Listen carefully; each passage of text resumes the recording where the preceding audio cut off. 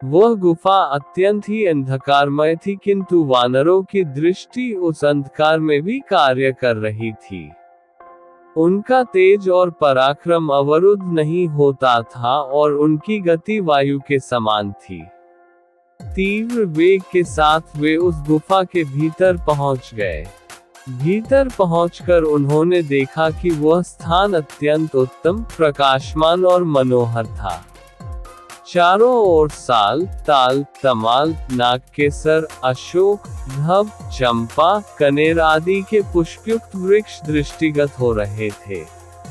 वे सभी वृक्ष सुवर्णमय थे, उनसे अग्नि के समान प्रभा निकल रही थी और उनके फल फूल भी सुनहरे रंग के थे। इन वृक्षों में लगे मूंगे और मणियों के समान चमकीले फूलों और फलों पर सुनहरे रंग के भौरे मंडरा रहे थे। सूर्य जैसी आभा वाली कांचन वृक्षों से घिरे अनेक विशाल सरोवर भी दिखाई पड़े, जिनमें स्वर्ण कमल और सुनहरे मत्स्य शोभा पा रहे थे। उन्होंने वहां पर सोने और चांदी से बने हुए बहुत सारे भवन भी देखे, जिनकी खिड़कियां मोतियों की जालियों से ढकी हुई थी। स्वर्ण तथा रजत से निर्मित विमान भी दृष्टिगत हो रहे थे।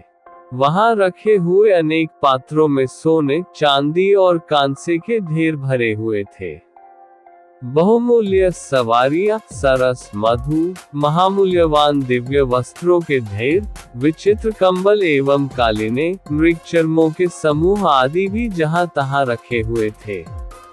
कुछ दूर जाने पर उन्हें वकल और काले रंग का मृगचर्म धारण किए हुए एक स्त्री दिखी, जिसका मुख तपस्या के तेज से दमक रहा था। परम बुद्धिमान हनुमान जी ने उस तपस्विनी के पास जाकर हाथ जोड़कर कहा, देवी, आप कौन है? ये गुफा, ये भवन तथा ये रत्नादि किसके हैं? हे देवी, हम लोग भूख प्यास और थकावट से व्याकुल होकर जल मिलने की आशा से इस गुफा में चले आए हैं, किंतु यहाँ के अद्भुत पदार्थों को देखकर हमारी विवेक शक्ति लुप्तप्राय हो गई है। ये सब आपकी तपस्या के प्रभाव से हुआ है या ये कोई आसुरी माया है? तपस्विनी ने ये कहकर कि तुम सब पहले भोजन ग्रहण कर लो, उन सभी को शुद्ध भोजन, फल मूल आदि दिया। फिर भोजन से तृप्त हुए वानरों से तपस्विनी ने कहा, वानर श्रेष्ठ, इस दिव्य सुवर्णमय उत्तम भवन को दानव शिरोमणियों के विश्वकर्मा मयासुर ने बनाया है। इस भवन में निवास करते हुए मयासुर का संपर्क हेमा नाम की अप्सरा से हो गया, जिससे क्रुद्ध होकर देवराज इंद्र ने अपने वज्र से मयासुर का वध कर डाला। अब ये स्थान हेमा के ही अधीन है। मैं मेरसावर्णी की कन्या हूँ और मेरा नाम स्वयं प्रभा है। हेमा मेरी प्रिय सखी है। उसी के द्वारा नियुक्त होकर मैं इस स्थान का संरक्षण करती हूँ। अब तुम लोग बताओ कि तुम लोग किस प्रयोजन से घूम रहे हो? पवन कुमार हनुमान जी बोले, देवी, पिता की आज्ञा से दशरथनंदन श्री राम अपनी पत्नी सीता और अनुज लक्ष्मण के साथ दंडकारण्य में निवास कर रहे थे। जनस्थान में आकर रावण ने उनकी स्त्री का बलपूर्वक अपहरण कर लिया। श्री राम वानर राज सुग्रीव के मित्र हैं। हम लोग अपने राजा सुग्रीव की आज्ञा से जानकी जी की खोज कर रहे हैं। हमें इस गुफा से बाहर निकलने का कोई मार्ग नहीं दिख रहा है, अतः आप हमें यहाँ से बाहर निकालने की कृपा करें ताकि हम अपने कर्तव्य को पूर्ण कर सकें। तपस्विनी स्वयंप्रभा ने कहा, श्रेष्ठ वानरों, यद्यपि इस स्थान में आ जाने वाला जीवन भर यहाँ से बाहर नहीं निकल सकता, किंतु मैं अपने तप के प्रभाव से तुम सबको यहाँ से बाहर निकाल दूंगी। तुम सभी अपनी आंखें बंद कर लो।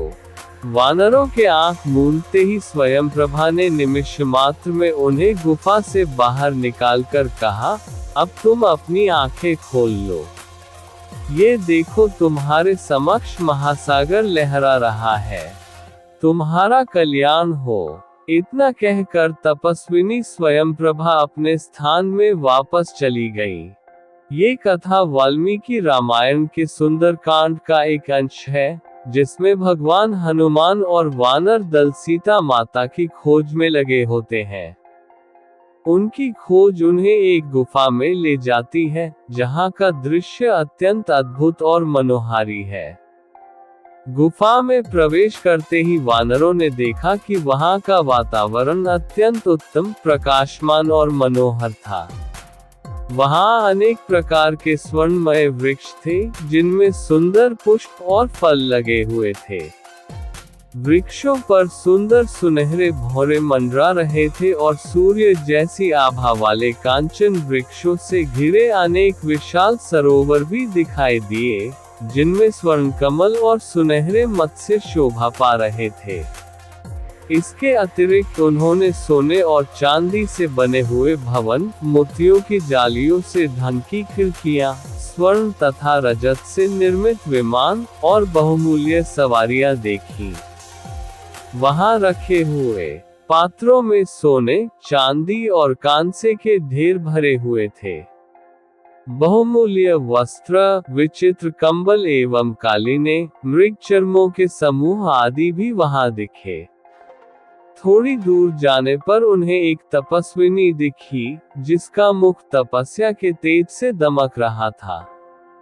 हनुमान जी ने तपस्विनी के पास जाकर विनम्रतापूर्वक पूछा कि वह कौन है और यह गुफा, भवन तथा रत्नादि किसके हैं।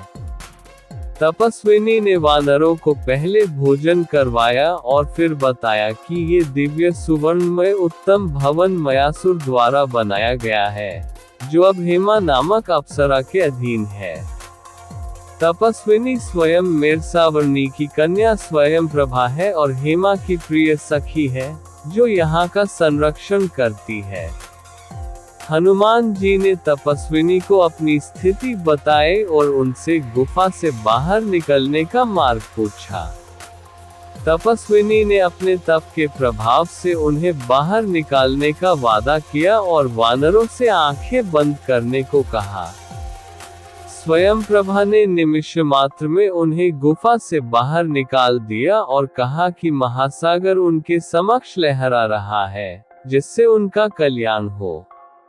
इस प्रकार तपस्विनी स्वयंप्रभा ने वानरों की सहायता की और उन्हें उनकी